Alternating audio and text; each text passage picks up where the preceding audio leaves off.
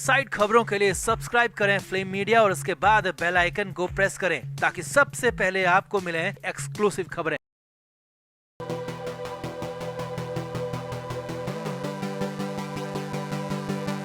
Aryan Khan case में नया development है। आर्यन खान को लेकर कहा जा रहा है कि ये उसके लिए राहत है, आर्यन को बड़ा फायदा मिला है, मगर मामला बिल्कुल उल्टा है। जी हां, आर्यन को यहाँ पर राहत नहीं मिली है बल्कि आर्यन की आफत बढ़ गई है और हालात ये हैं कि आर्यन खान को बचाने गए वकीलों की दलील उल्टी पड़ गई। अब वो कैसे हुआ, क्या क्या हुआ कोर्ट में और क्यों एनसीबी ने नहीं किया आर्यन खान की राहत का विरोध और 72 घंटे में कैसे होगा नया तमाशा, सब कुछ आपको बताते हैं। क्योंकि मेन स्ट्रीम मीडिया कभी भी आपको ये बातें, ये खुलासे, ये पूरा सच नहीं बताएगा, तो इसीलिए आप इस वीडियो को शेयर करें और कमेंट करके अपनी राय जरूर दें। तो आर्यन खान को जब से जमानत मिली है तब से ही आर्यन खान और उनके करीबी लोग खुश थे, लेकिन एक बात उन्हें लगातार परेशान कर रही थी और वो थी कि हर शुक्रवार को आर्यन खान को एनसीबी ऑफिस जाना पड़ रहा था, आर्यन को हाजिरी लगानी पड़ रही थी और आर्यन लगातार एनसीबी ऑफिस पहुंच भी रहे थे। यहाँ तक कि अपने जन्मदिन के दिन भी आर्यन खान एनसीबी के दफ्तर पहुंचे थे और उस दिन आर्यन से पूछताछ तक हुई थी। अब ये सब कुछ कोर्ट से मिली बेल की एक शर्त के कारण हो रहा था, क्योंकि कोर्ट ने हाजिरी लगाने की शर्त जमानत में जोड़ दी थी। अब आर्यन खान इससे परेशान हुए तो एक बार फिर से आर्यन बॉम्बे हाई कोर्ट पहुंच गए और कोर्ट से डिमांड की कि अब हाजिरी में छूट दे दी जाए, क्योंकि अब जांच दिल्ली वाली एसआईटी की टीम कर रही है और इसीलिए मुंबई वाले एनसीबी ऑफिस जाने की जरूरत लगती नहीं है। अब इसमें बिना वजह भारी पुलिस फोर्स लगानी पड़ती है।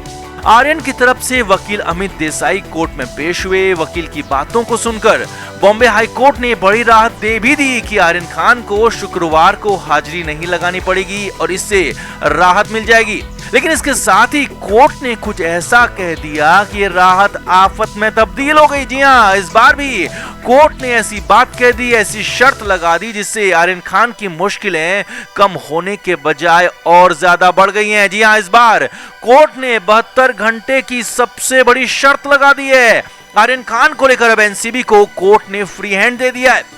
कोर्ट ने आर्यन को हाजिरी लगाने में छूट तो जरूर दी, लेकिन साथ ही साथ एनसीबी को भी साफ साफ अधिकार दे दिया कि वो जब चाहे आर्यन खान को जैसे चाहे बुला सकते हैं, पूछताछ कर सकते हैं, चाहे तो मुंबई या फिर दिल्ली भी आर्यन खान को तलब किया जा सकता है। बस इसके लिए सिर्फ और सिर्फ 72 घंटे का रूल फॉलो करना होगा, यानी कि 72 घंटे पहले एनसीबी को आर्यन को नोटिस देना होगा और फिर आर्यन खान को हर हाल में एनसीबी के सामने पेश होना होगा। यानी कि अब तक जो आर्यन खान पूछताछ और एनसीबी के दिल्ली ऑफिस में बुलाए जाने से बच रहे थे, एक बार फिर से अपने ही जाल में फंस गए। और अगर आर्यन खान इसमें सहयोग नहीं करेगा तो फिर इसे कोर्ट की शर्तों का उल्लंघन माना जाएगा।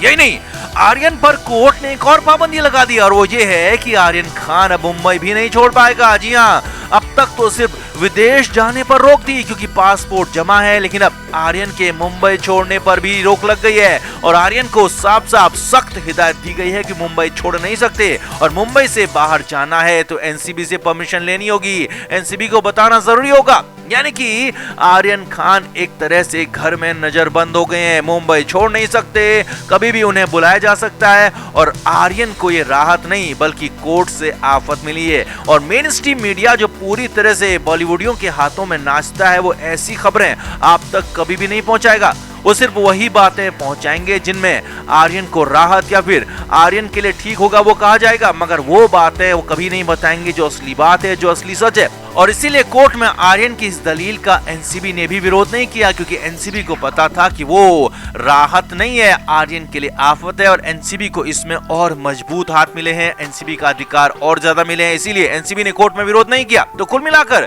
आर्यन खान की आफत बढ़ गई है, मुंबई छोड़ नहीं सकते, ऊपर से कभी भी एनसीबी आर्यन को तलब कर सकती है, दिल्ली तक बुला सकती है, जो कि बहुत बड़ा झटका है। तो आपका इस पूरे अपडेट पर क्या कहना है कमेंट करके जरूर बताएं, वीडियो को शेयर भी करें। तो आर्यन खान केस में जबरदस्त बवाल हुआ था। आर्यन को करीब महीना भर जेल में रहना पड़ा था और उस दौरान ये भी लगने लगा था कि अब बॉलीवुड का कोई भी रगी बचेगा नहीं और समीर वानखेड़े का अंदाज ही कुछ ऐसा था।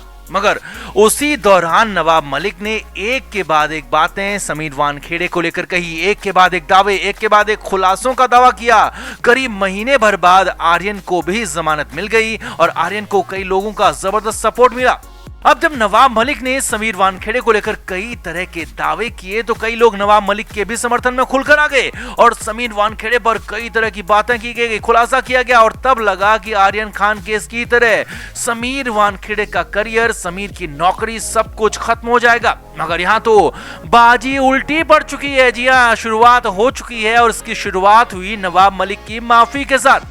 नवाब मलिक ने मुंबई हाईकोर्ट में बिना शर्त माफी मांगी थी और वो भी समीर वानखेड़े के केस में। जी हां, हलफनामा यानी कि एफिडेविट देकर नवाब मलिक ने माफी मांगी और आगे से समीर वानखेड़े को लेकर कोई टिप्पणी नहीं करने की बात कही और ये पूरा अपडेट हमने आपको बताया भी था। मगर अब इससे भी आगे की खबर है, इससे भी बड़ा अपडेट है और वो ये है कि इसके बाद पूरा केस पलट गया है। जी हाँ, इसी के बाद, इसी माफी के बाद पूरा केस पलटता हुआ दिख रहा है। हालात यह है कि नवाब मलिक को सभी लोगों ने अकेला छोड़ दिया है और नवाब मलिक की हालत ऐसी हो गई है कि उनके आसपास के लोग, उनके अपनों ने भी उनका साथ छोड़ दिया है। नवाब मलिक ने समीर वानखेड़े को लेकर कई तरह के आरोप लगाए थे अब, लेकिन नवाब मलिक खुद ही माफी मांग रहे हैं। तो फिर नवाब के उन सबूतों, उन गवाहों की कितनी सच्चाई होगी, अंदाजा लगाया जा सकता है और उन पर गहरे सवाल खड़े हो गए हैं। गंभीर सवाल इसे लेकर भी खड़े हो गए हैं कि आखिर नवाब मलिक को जब माफी ही मांगनी थी तो फिर सबूत और गवाह क्यों सामने दिखाए गए, क्यों उन बातों को लेकर कहा गया कि समीर वानखेड़े का खेल खत्म हो गया, क्योंकि जब उन बातों में, उन गवाहों में, उन सबूतों में सच्चाई ही नहीं थी, नवाब मलिक को माफी ही मांगनी थी, तो फिर ऐसा किया क्यों गया। हालात ये थे कि कई लोग नवाब मलिक के समर्थन में आ गए तो एनसीबी के टॉप ऑफिशियल्स ने भी समीर वानखेड़े को जांच से हटा दिया। लेकिन अब यहाँ पर पूरा मामला उल्टा होने वाला है। जी हाँ, नवाब मलिक खुद पीछे हटे तो नवाब मलिक को समर्थन करने वाले लोग कहीं भी नहीं दिखाई दे रहे हैं। सारे के सारे लोग कहीं जैसे छुप गए हो। हालात ये है कि एनसीबी भी खुद हैरान है कि आखिर अचानक ऐसा कैसे हो गया और क्या हो गया। कल तक समीर वानखेड़े पर कई तरह के आरोप लगाने वाले नवाब मलिक अचानक चुप क्यों हो गए और कैसे हो गए, और क्या वाकई उन सबूतों, गवाहों में कोई सच्चाई नहीं, क्या बिना बात के, बिना सबूत के समीर वानखेड़े को लपेटा गया।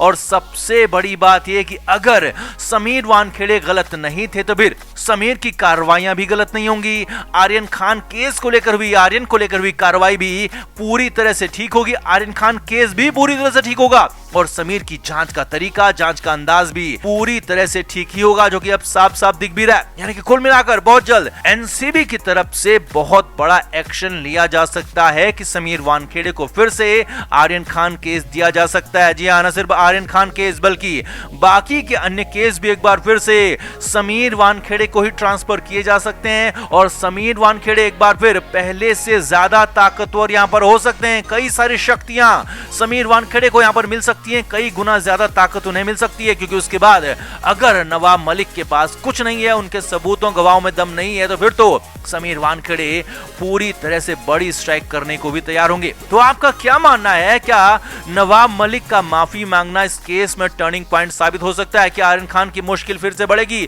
और क्या समीर वानखेड़े फिर से ताकतवर होंगे? कमेंट करके आप भी जरूर बताएं और वीडियो को शेयर भी करें।